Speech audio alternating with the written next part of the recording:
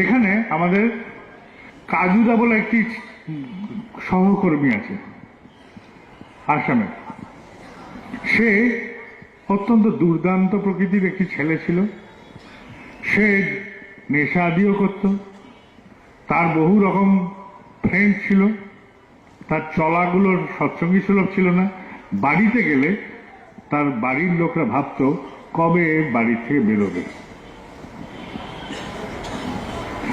দৈবাত আমার সাথে দেখা হয় এই মন্দিরের প্রাঙ্গণে, ওই টুকটাক কথা, টুকটাক সখ্যতা। তো তখন একজন ঋত্বিক দাদা ছিলেন, যাকে আচার্যদেব আশীর্বাদ করেছিলেন একটা পরিমাণ মতো দীক্ষা দেওয়ার কথা। তিনি এটা নিয়ে খুব ব্যতিব্যস্ত যে এতটা পরিমাণে দীক্ষা তিনি দেবেন কি করে। এই ব্যতিব্যস্ততায় তিনি আমাকে বলছেন যে আমি উপায় খুঁজে পাচ্ছি না। যখন বলছেন উপায় খুঁজে পাচ্ছি না, আমি তখন বলছি এই যে এই ভাইটি আপনাকে করিয়ে দিতে পারে বলে কাজুদাকে দেখিয়েছি। সে তখনও এই জগতেরই মানুষ না, সস্তরণীয় না, কিছু না। আমি বললাম এই পারবে। ওই ঋত্বিক দাদা নির্মলেন্দুদা সে ধরে ফেললো যে আপনাকে বলে দিয়েছেন বাবাইদা যে আপনি করিয়ে দিতে পারেন, আপনি আমাকে করাবেন। আর সে তো পিছলে মাছ, সে তো পিছলে বেরিয়ে পালিয়ে গেল, আর তাকে খুঁজে পাওয়া যায় না। সে তো কোথায় আছে কেউ জানে না। নির্মলেন্দু যাতায়াত শিলংয়ে। শিলংয়ে একদিন দেখছে একটি হোস্টেলের সামনে গাড়ি দাঁড়িয়ে আছে এবং একটি MLA ছেলে সে গেছে হোস্টেলে তার গার্লফ্রেন্ডকে রাখতে, আর কাজুদা বসে আছে একটু মোটামুটি ঈষৎ মত্ত হয়ে। মোটামুটি ভাবনাটা স্বচ্ছ নয়। নির্মলেন্দুদা দেখে বলে এই তো তোমাকে পেয়েছি। আর সে তো অন্য রঙের রঙিন ছিল, ধরে নিয়েছে এই তো তোমাকে পেয়েছি বলে ধরে নিয়ে গেছে সোজা মন্দিরে, বলে চলো। আর সে তো ভাবছে যে মুখ লুকাই না চেহারা লুকাই, সে এই অবস্থা। নিয়ে গেছে মন্দিরে, বলছে যে এই তো কালকে নিয়ে যাবে আমাকে মন্দিরে দীক্ষা দেওয়াতে। এই তো বাবাজা বলেছিলেন। সেও তো নাচর বান্ধা, আর এ তো পড়েছে ফাঁপড়ে, বলছে যে এবার এর থেকে বাঁচি কি করে। আর সে তো ছাড়ছে না, খাওয়াচ্ছে দাওয়াচ্ছে, সবার সাথে পরিচয় করে দিয়েছে কালকে নিয়ে যাবে আমাকে দীক্ষা দেওয়াতে।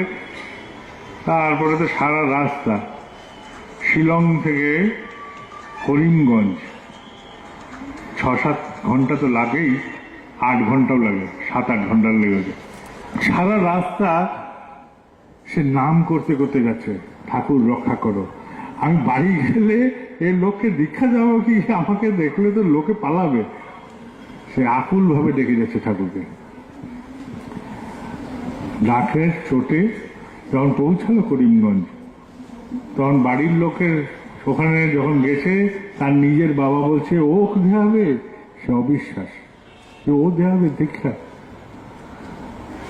সে তখন বললো যে ঠিক আছে দীক্ষা হবে কিনা জানি না, আমার স্বস্তিটা হয়ে যাক, আপনি কাউকে সকালে স্বস্তি দেবেন। স্বস্তি নিয়ে নে বাবা, বাঁচা, যে অন্তত একটা স্বস্তি হলো, এতগুলো দীক্ষা যদি নাও হয়। ওখানকার স্থানীয় কর্মী শীতেন্দু দাস, তিনি বিশাল একটা বিষয়। যখন দীক্ষা হয় না তখনও তিনি 200-250-300 দীক্ষা দিতে পারেন। গ্রামের পর গ্রাম তিনি লোককে এরকম করে ঠাকুরের মন্ত্র দিয়েছেন, ঘুরে বেরিয়েছেন। তিনি যখন করিমগঞ্জে নতুন কে ঋত্বিক এসছে করিমগঞ্জে দীক্ষা দিতে, দেখি সে চলে গেলেন মন্দির থেকে দেখতে, দেখছেন যে নির্মলেন্দুদা এসছে। নির্মলেন্দুদা কে দেখে শীতেন্দুদা বলছে কি ভাই তুমি? বলছে এই যে এর সাথে এসছি। আর কাজুদা তো ভাবছে যে এবার তো আমার সব খুলে যাবে, শীতেন্দুদা তো আমার সব কিছু জানে, বলে দেবে। শীতেন্দুদা ওখানে বলছে এ পারবে, এ পারবে, এ সত্যি পারার মতন ছেলে।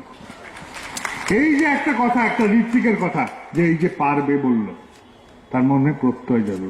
সে করলো কি, সমস্ত বন্ধুদের ডাকলাই আমার দীক্ষা দেওয়ানোর কথা, তোরা সবাই। 163 জন বন্ধু প্রথম ডাকেই চলে এলো, তারপরে আরো এলো। তার দীক্ষার যে সংখ্যা ছিল সব পার হয়ে গেল। সে ডাকলো, আর এই যে করলো, প্রত্যয় জন্মালো। এই প্রত্যয়টা কর্মী, একটি সহকর্মী এসে যোগ দিয়ে দিল। এইটাই ঋত্বিকরা করতে পারি, এটাই যাজকরা করতে পারি, এটাই অধ্যর্যটা করতে পারি।